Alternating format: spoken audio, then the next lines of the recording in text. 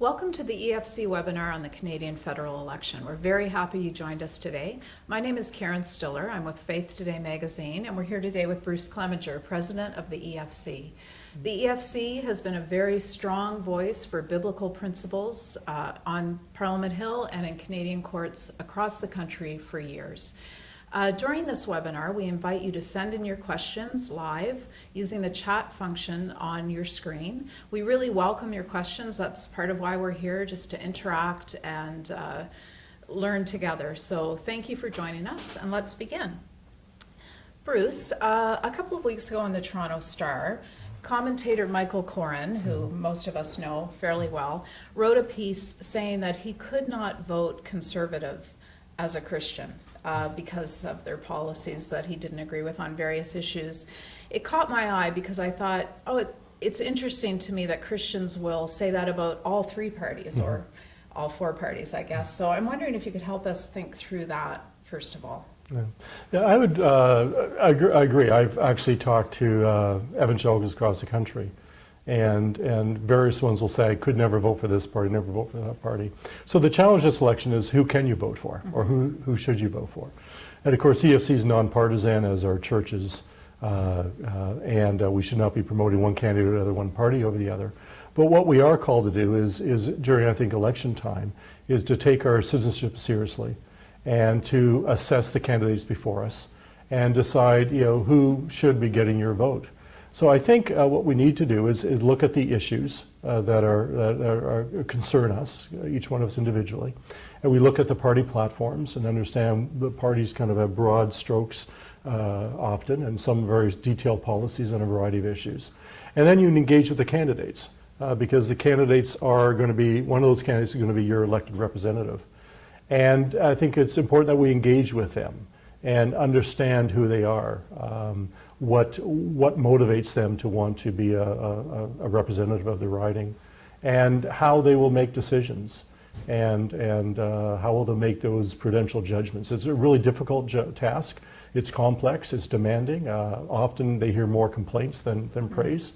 But I think on this kind of thing, within the election, we need to identify what are the key issues, what's our vision for Canada going forward, and which party aligns most closely with that, and what candidate aligns more closely with that.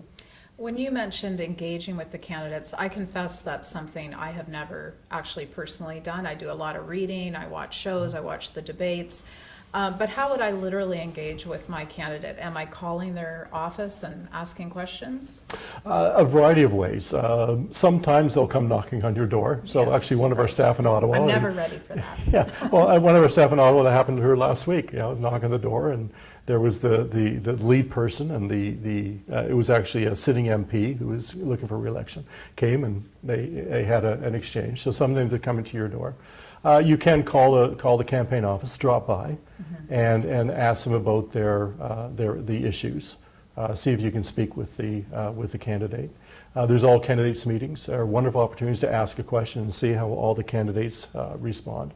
And of course, there's a lot of research. There is going to websites looking at not only tracking the evening news, but also going to the websites, finding out the party platforms and where they stand on a variety of issues.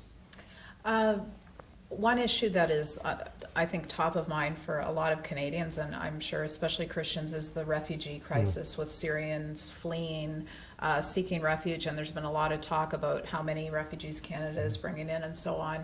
How do we think through that issue as Christians as we approach this election? Yeah, it's interesting. We, as EFC, started working on that issue about a year ago. We had a gathering of denominational leaders, and they said we need to be looking at this crisis and figure out how to respond well. And so we actually developed an initiative. We have about 16 denominations representing about 4,000 congregations that have committed, this is last spring, to mobilizing local congregations to settle refugees, both from Iraq and from Syria. So the crisis, there has been a crisis for a while. A lot of displaced people, a lot in Lebanon and Jordan, in Turkey, and other countries. And it's a tremendous need. And Canada in its past has responded well before. Usually the example given is the Vietnamese folk people, where Canada just opened its doors and welcomed the refugees. And as Christians, that's what we're called to do. Jesus himself was a refugee when his family fled to Egypt to escape persecution. And we are told over and over again in Scripture to welcome the stranger, the sojourner. So it's part of who we are, part of our calling. And I think churches make wonderful places to receive refugees. We're intergenerational, different skill sets. We're already formed communities, so they're wonderful places to receive. The question becomes how many and how quickly we can settle. And that's where I think the parties are responding to the crisis. And it's now on the radar screen, is more than so it was before in the last few weeks. And a lot of Canadians are concerned about security concerns. But Canada has a fairly good record of settling refugees and clearing through the security concerns and screening those who are coming. So all the parties are agreed. They differ in terms of how many they want to settle and how quickly. But I think it's a good thing to be asking the candidates and the parties exactly how do you plan to proceed? How can we become a safe and secure country, but also a very welcoming country? Okay, so it sounds to me like this is the kind of issue that our response as Christians will remain, sort of strong and consistent no matter what party is elected on October 19th. I think of another issue that we've been talking a lot about here at the EFC and in Faith Today, and that is euthanasia and assisted suicide. The country is having a conversation about that. How will the election results impact that? Yeah. As people may recall, last February the Supreme Court ruled that in certain circumstances it could be permissible for a doctor or someone to assist someone in their death, basically intentionally killing someone within a certain prescribed characteristics. And the Supreme Court gave Parliament a year to respond. Well, that year is up this coming February. So what we're looking at now is we really do need a national full conversation about the implications of the decision and how to respond to that decision. And whoever we elect, the MP you elect in your riding, the party leader who becomes Prime Minister, are going to have a significant input into how we process this conversation and debate, whether there's going to be open vote, what kind of legislative options the government should pursue. So it becomes critical. And we also have the added element of Quebec, which passed legislation allowing for medically assisted death a while back, and their legislation actually will be implemented in December 10th, so immediately after the election. So how should the federal government respond to a province that's kind of moving ahead even of the time frame of the Supreme Court? So it becomes critical. And it's a deep, deep issue. Again, Canadian law and public policy historically has said no to consensual killing, no to assisted suicide. And that's now the conversation is being opened up. And I remember Kim Campbell, when she was running for Prime Minister one time, commented that election campaign's not a time to have a substantive conversation about an issue. That may be true, but certainly people need to encourage governments to be prepared for a serious conversation. And we need to begin probing the parties and the candidates to find out where they stand on the issue so we know how they're going to represent us in the House of Commons. I've been a little surprised that the euthanasia and assisted suicide dialogue has not come up in the campaign very much that I've heard. And it seems, so I'm wondering two things. First of all, is that the job then of the concerned Canadian Christian voter to make sure these conversations are taking place? I think it is. Again, we may not have time for a full, robust conversation during the election campaign. But certainly it's going to become, it needs to be, have a conversation once we're done with the election and moving on. So I think that's, again, it's one of those questions that you ask the candidates. Okay. You inquire about the parties, about their positions, and you let them know that a significant number of people within their constituents are concerned about this issue, are tracking with it carefully. Mm-hmm. And that once they're elected, they're going to be having to deal with it one way or the other. Okay. So it's going to be pushed upon them, and they can't avoid it. It's one of those issues that they prefer to avoid because it's controversial, and right. So it's a lot of MPs see it as kind of a no-win. Mm-hmm. But I think we need to push the issue and have that substantive conversation. Okay, I just want to pause and remind viewers that we'd love to hear your questions, so please send them in as you think of them, and we'll deal with them, as many as we can, either during our conversation or near the end of the webinar, so you're welcome to do that. Other issues, the debate last week was about the economy, mm-hmm. So of course that was what the candidates were discussing, but polls have said over and over again that that is the number one concern for the Canadian voter. So I wondered if you could help us think sort of Christianly through the issue of the economy. How do we think about that as we prepare to vote? Sure. Just a side comment. Often healthcare is a critical issue in elections, and that really hasn't surfaced this election, at least yet. We still have a few more weeks to go. Right. I think the economy implies budget. What's the spending priorities of the government? And of course, pretty well every day now from each of the parties, we're getting indications and commitments about spending here, spending there, addressing this issue, addressing that issue. The economy and budgets are very much a moral issue. Often we separate, like we just talked about, euthanasia, assisted suicide, or refugees. Kind of moral issues, what it means to be welcoming, compassionate, just, and so on. And then we look at the economy as something separate. Well, really, it is also a moral issue, because as you know, when you do your own budgeting at home, underneath the issue of economy are budgets and how the government's going to respond. What are their priorities? And that means making choices. And that will impact the vision of how we're going forward. So each party has a kind of a vision of where they want Canada to go, where they want to take Canada, and the budget is the means in which they're going to operationalize that vision. And that's very dependent on the economy and how robust the economy is and what the government is able to do in terms of their budgets. So I think it's a serious issue. We need to hear carefully.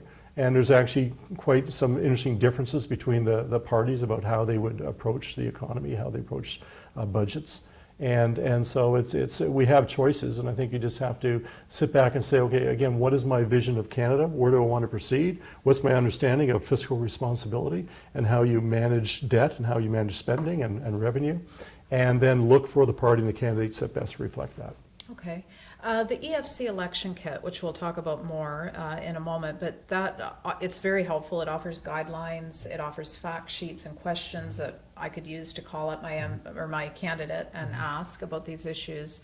But it also has a list of activities that churches can engage in, and also a list of things to avoid. I think it would be helpful to talk about what are the bad things churches could get in trouble for doing during a campaign. Sure. Basically, most churches, as the EFC and other religious organizations, are charities. And the CRA, the Canadian Refugee Agency, has strict guidelines on what churches can and can't do, mosques can and can't do, temples can and can't do during election periods. And bottom line is you cannot be partisan. You cannot promote one party over another. You cannot promote one candidate over the other or do anything that shows any type of bias or favoritism. Now, I think actually it's wise. I think Revenue Canada's kind of landed it well in terms of what churches can and can't do or what they should and shouldn't do. And because whether or not Revenue Canada required us to be nonpartisan, I think it's wise for churches not to be partisan. I can't think of a time in history where churches or religious organizations have aligned themselves with any one government or with any one politician where it's worked out well either for the government or politician or for the religious organization or church in the long run. So what you can't do, the worst thing to do would be putting signs, a candidate sign on the lawn of the church, inviting one of the candidates, your preference, to come and speak at the church and not allow others. Actually, Revenue Canada goes so far as saying if you're going to have candidates speak, have them all speak together. Because if you have them speak individually over a series of weeks, there's still possibilities of bias. The most neutral way to doing it is put them all in front of your congregation at the same time. And certainly not selling party memberships in the foyer of the church, those kind of things. So pastors, there's a lot of things we can do. And so just as we're talking about critical issues, pastors can talk about critical issues. You talk to our election kit, what we do on a whole range of issues. We begin with kind of the biblical principles. So as I mentioned before on refugees, we are to welcome the stranger. We are to care for the alien, the refugee. And so that's the principle that we engage in. And so that's what churches can do, and that's what we do well. Euthanasia, assisted suicide, whatever the issue is, we identify what are the biblical principles and how do we begin thinking about that as Christians. But then the application of then those principles to the selection of candidate or party, that's something that the individual citizen needs to do that churches need to avoid. Yeah. Okay, that makes sense. We do have some questions coming in. Dave has sent in a very good question. I've talked to several young people who don't want to vote because they don't know who to vote for. What advice can I give to them? And I will say I see that in my household as well with our almost 20-year-old son. He is going to vote because he knows he'd be in big trouble with us if he didn't. But I think it is really perplexing for young people. We say get involved, but how do they begin to think through these issues, and how can we help them? Yeah. When we can model engagement. And so if your child now is of voting age and they haven't voted before, then talk with them. Walk them through, maybe go visit the candidate's office, look at the websites with them. Ask them what they think the priorities should be for the next 4 years, typical term in Parliament, what their priorities, what do they think the priorities of the country should be, and then help them look through the websites and engage with the candidates and find out which candidate kind of aligns well with their own priorities. So I think part of it's demystifying. It can seem very complex, and especially if every evening there's more and more promises, and the politicians try to separate themselves, and there's a lot of information flowing through. It's hard to often track, but I think there's ways to model that engagement and to not to simplify it, but actually say, no, this is something we can do. And I think to remind that we have a wonderful privilege of living in a democracy, and we actually get to vote openly and freely, and we actually have a plurality of choices before us, and so let's take that citizenship seriously. And let's do our due diligence and our duty, and look at the candidates, and then decide who you're going to vote for, and then also try to build that relationship with whoever becomes your elected representative. See if you can develop an ongoing relationship with them. Okay, how soon after the election should we call up an MP's office or whoever's been elected and say, "Hey, I'm Karen, and this is what I think"? Right away. I think it's congratulations is always in order. So start off nicely. Oh yes. Well, again, they are. Apostle Peter, 1 Peter, tells us that we are to honor, honor those to whom honors due, and these now have an important office within our political system. In Romans 1 or Romans 13. Paul talks about governments being ministers for our good. So it is a high calling. And so we need to be praying for them. So I think write a letter of congratulations and just say, talk about that. Okay. We usually from EFC, we write a letter to the newly elected Prime Minister, and we say that. We say, we understand you to be there for our good, and we commit to praying for you. And we ask that God will give you wisdom and grace as you fulfill your responsibilities. I think another thing to think about is actually writing a letter or communicating to those the candidates that didn't win, and thanking them, because this is it's a lot of time and energy, commitment, financial commitment, time away from home. Can't be easy, wearing out running shoes and knocking on doors and fielding the questions, and so thank them for the Facebook feed from years ago. And so I think it's important to thank them because they're. I've met many politicians over the years, and they're at the heart, vast majority they see this as public service, and they want to problem solve, and they're passionate about some issues, and they want to make a difference. And you can only imagine putting yourself publicly, running in a race, and then very publicly learning whether you've won or lost. And so I think communicate to those who've ran and lost, and thank them for their service, and communicate to those who've won and say congratulations, and we'll be praying for you. And I think, and then that's the beginning of developing that ongoing relationship with your MP. Yeah, I like that idea. Along that line, Aaron, thank you, Aaron, has sent in a question: how will the election results impact the EFC in Ottawa? And I'm thinking, when I read that question, of probably that you've put in a lot of work building bridges with particular people who may not be around after October 19th. So how does this impact the EFC, and what will you do? Well, actually, I can think of a number of MPs that we worked with in the last number of years from three parties. who aren't running again.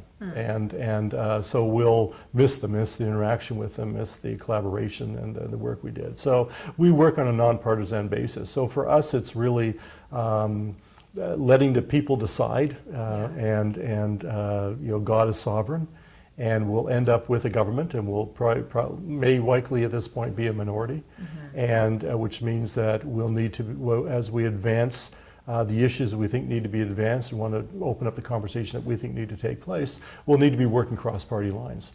And we've done that in the past, we'll do that again. Right. So for us, it's looking at what is our agenda and the issues, and realizing that whichever party's in, some issues will probably have more success than others.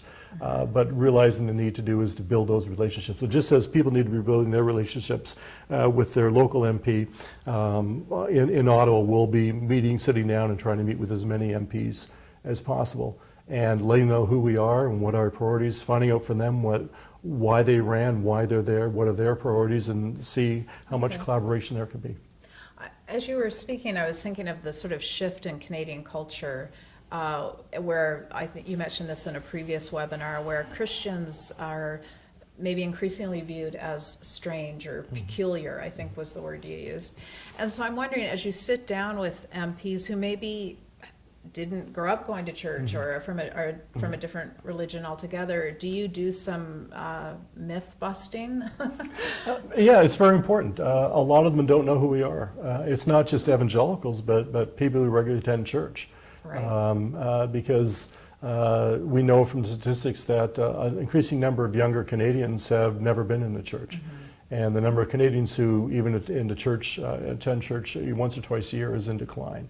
So we're a novelty for some. Right. And again, the sad part is often what people hear about churches is what they hear in the media, and often it's bad news or scandals or crises. Or if you think of pop media, pop culture, and TV shows and sitcoms and so on, where's the authentic a representative of the evangelical? I mean, I always think of Ned Flanders as probably about close as you can get. Not who we want to come. No, but so he's this quirky neighbor who's kind of has strange beliefs, but he's always there for you. Yeah, he's a good guy. So I think that's part of our role is to identify, talking to an MP, is there a denominational head office in their riding? Is there an inner city mission? What are the churches in their riding that are actually providing a whole range of services, counseling and food bank and respite care, counseling, and to let the MPs know that there are churches in your community that are very active and engaged. That again, you scratch someone who attends church regularly, and you'll find the volunteer corps in a very generous group. Evangelicals, we give more to non-faith-based charities than typical Canadians. So we're very much at the core of the social infrastructure of Canada, and for our task is then to remind them of that, and if they don't know it, to tell them that good news story, and say this is who we are and this is what we're about, and often.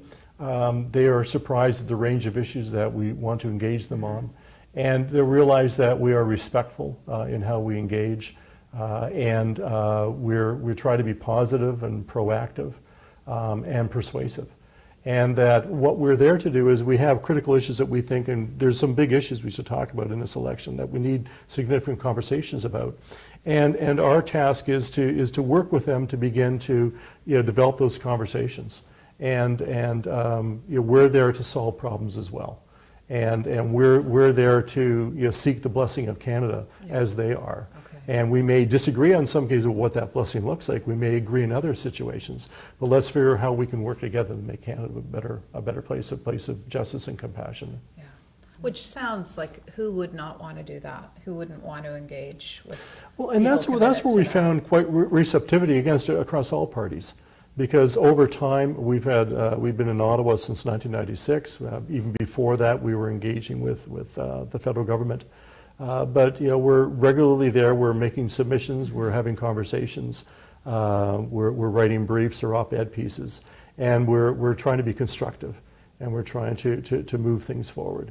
And I think over time they realize that. So whatever myths or stereotypes might be out there about evangelicals, they realize that when they engage with us, that we're actually trying to again, try to be that blessing, try to be positive, to be constructive, and to work through issues that they're trying to work through. And again, sometimes we'll agree to disagree. Right.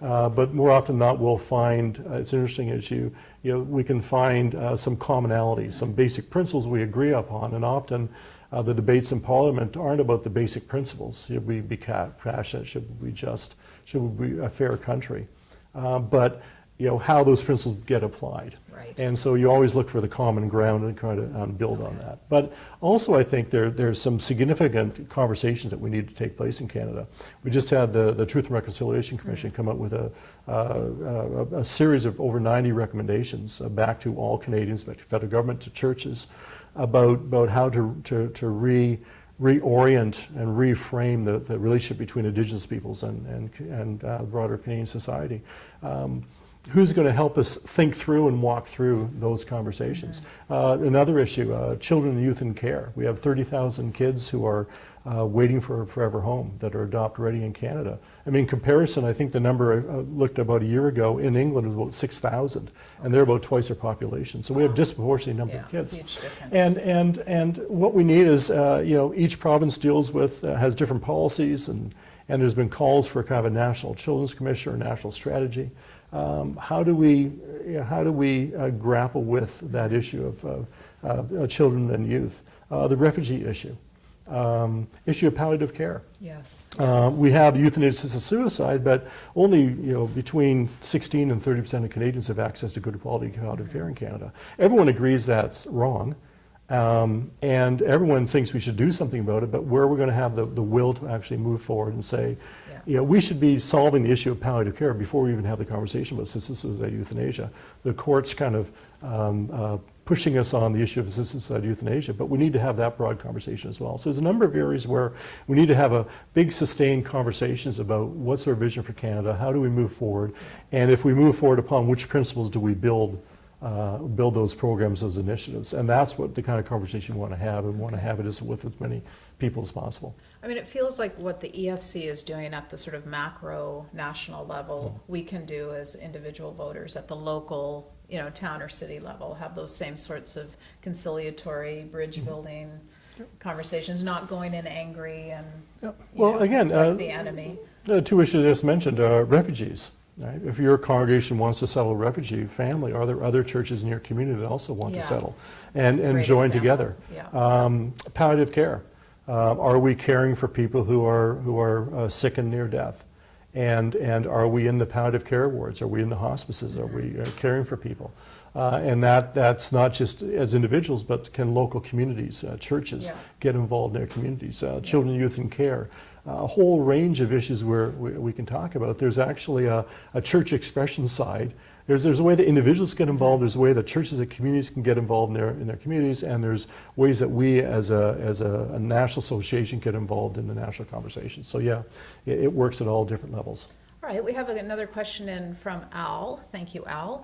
Should we ask Liberal and NDP candidates why pro-life and pro-traditional natural marriage voters should vote for them, since they seem to be exclusionist parties? So they're clearly, that question tapping into, the Liberal Party not allowing free vote or on the pro-life issue. Can you speak to that, Bruce?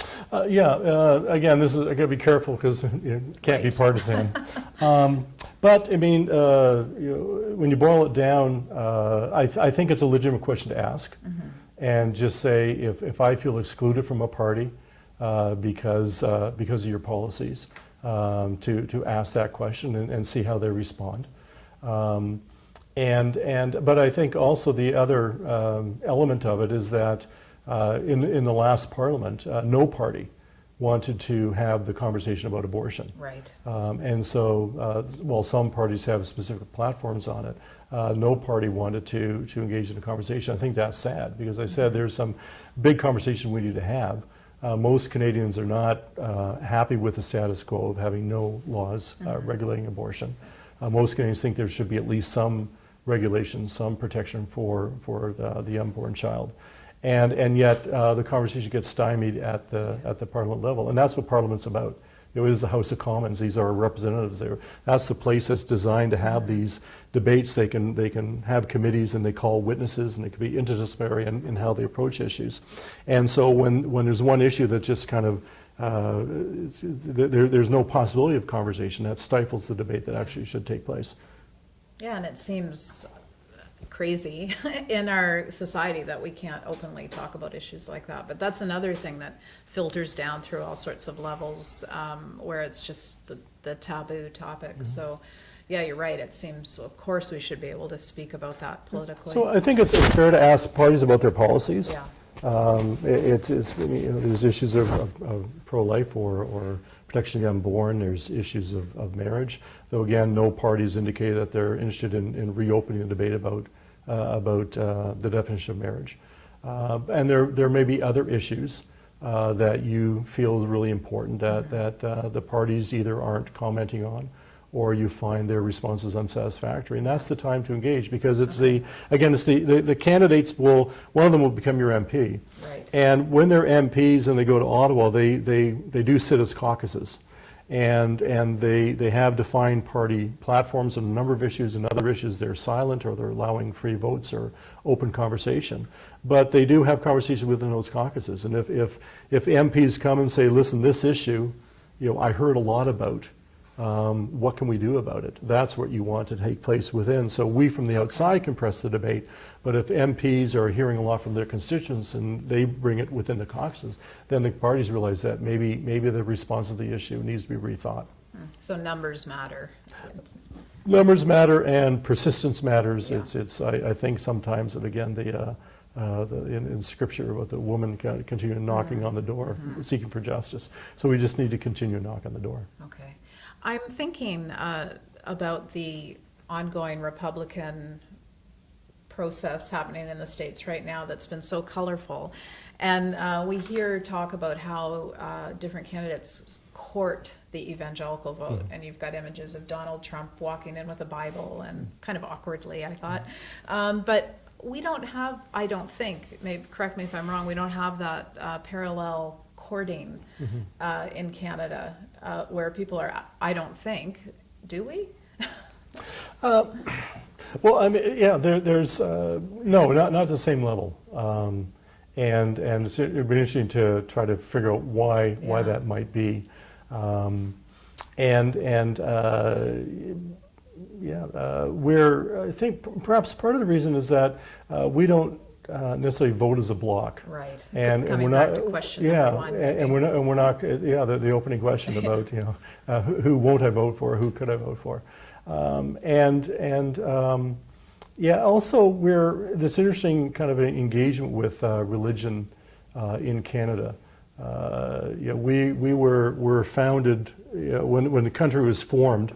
The indigenous people, and then we formed Canada, and basically it was very much kind of a French, English, Catholic, kind of Protestant environment, and so pretty quickly I think politicians realized that if they were to govern the whole country with this deep divide between the Protestant and the Catholic, that whether they were Catholic or Protestant, they had to not be too Catholic or too Protestant about how they engaged. Right. So they couldn't kind of wear their religion on their sleeve, as it were. So how biblical principles infuse and engage the politician, that's one thing, but how overt they are about their religious perspective is a different. And I think that's why in Canada it's more muted. So we don't have a formal separation of church and state in Canada. Governments do fund religious entities. Salvation Army is the largest non-governmental social service provider in Canada. So we don't have the same separation in the U.S., but actually we're more muted, we're more cautious, more careful about the faith claims of any one of our political leaders, and actually intentionally try to court a specific vote. I think what you've seen in Canada more is concern about how do you court the kind of the recent immigrant vote.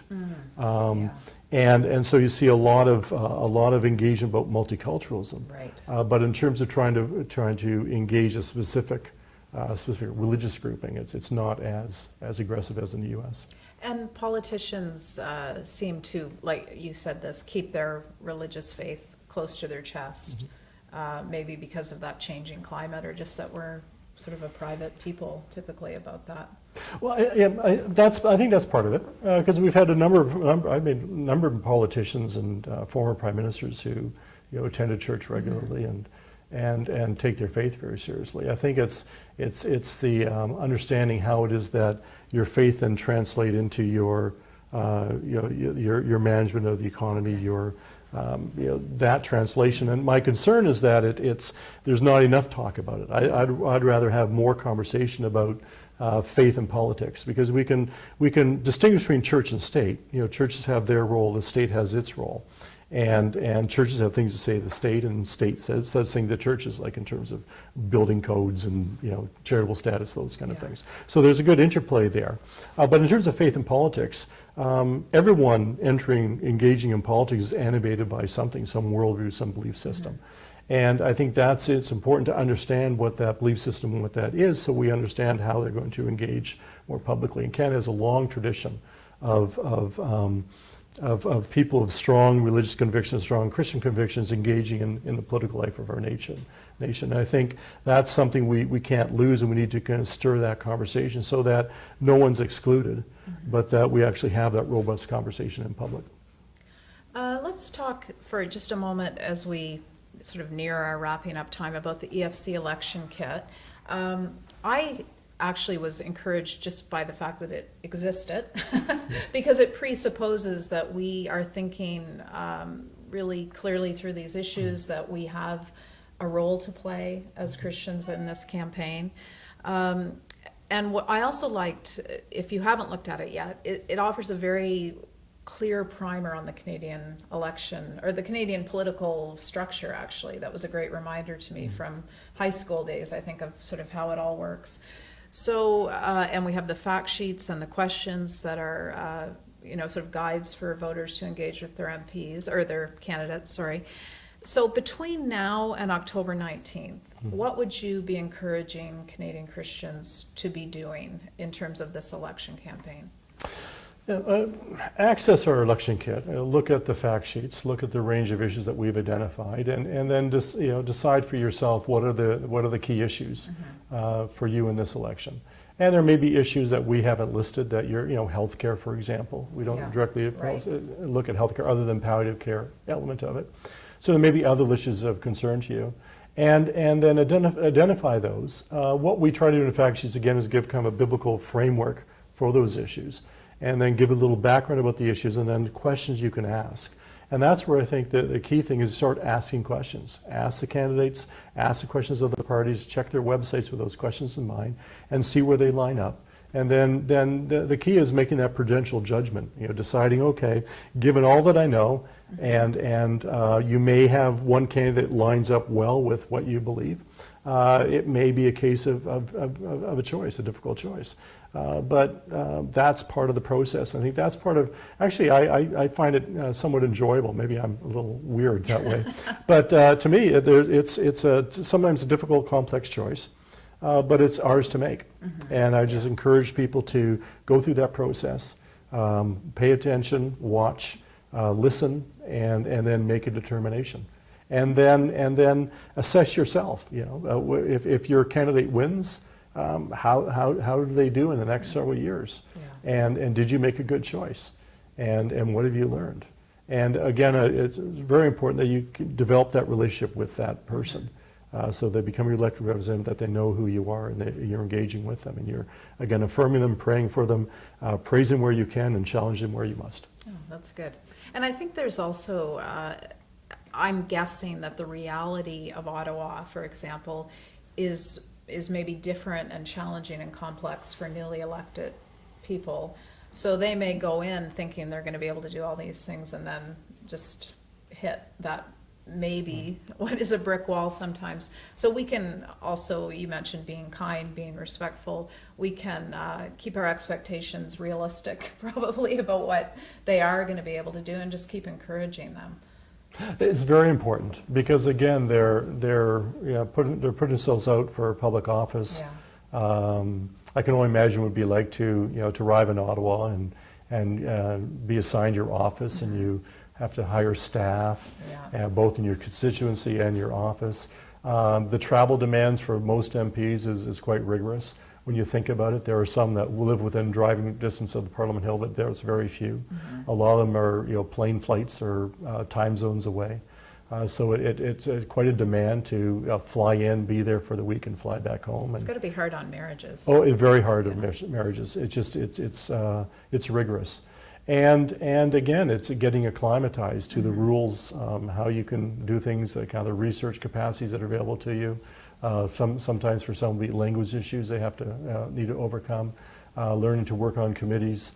Understanding, within the various parties how much freedom they have, and where they're expected to follow party lines and where they're allowed to have free votes, and it's very, very complex. And so there are actually training programs for them, and they'll go and they'll kind of go to new MP school, and they'll learn about budgets and learn about setting up their offices, and hopefully there's if there's more seasoned people on their caucuses, they can guide them through. But it's a whole new world. And it's very much like a separate community all to itself. I mean, they have barbershops and health clubs, and there's restaurants, and so it's quite a place for them to engage. So yeah, it is a significant shift. So I think also we need to be patient and realize that we may be desiring change quickly and want to see things happen quickly, and they probably will the same. They're there to make a difference. And sometimes, it's the cadence of life they have to get used to. So we need to be kind of sympathetic and supportive of them. Yeah, for sure. We've had one more question come in. Thank you, Gail. About freedom of religion, which is a big issue for the EFC. How do we protect freedom of religion while at the same time, I guess, protecting our children from hearing things we don't want them to hear? Gail specifically said other religious indoctrination. Let's end on a religious freedom note, because that's a big issue for the EFC. Sure. Again, we promote religious freedom, not just for us, but for all peoples of faiths. It's really about the pursuit of truth, and it's an amazing freedom to have. That we are in a country where we can engage, we can gather together, and in churches or mosques and worship and study. We have the freedom to engage with others, and we do work in interfaith conversations with peoples of other faith.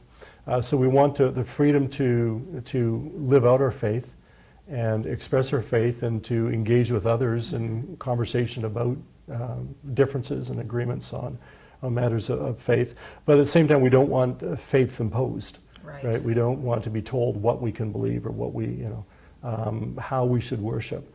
And that's often the case we involved in, at least before the courts, on religious freedom. That's what we're pushing back. And right now, interesting, it's a lot of our battles recently been more about the imposition more of a secular ideology than which actually a recent Supreme Court decision identified secular approach as being very much a religious. So they said, actually, for the purposes of their decision, they said, well, atheists and agnostics have religious freedom too. Right. But at the same time, you shouldn't be imposing a secularist position which try to privatize and push religion out of the public square. We shouldn't be imposing that.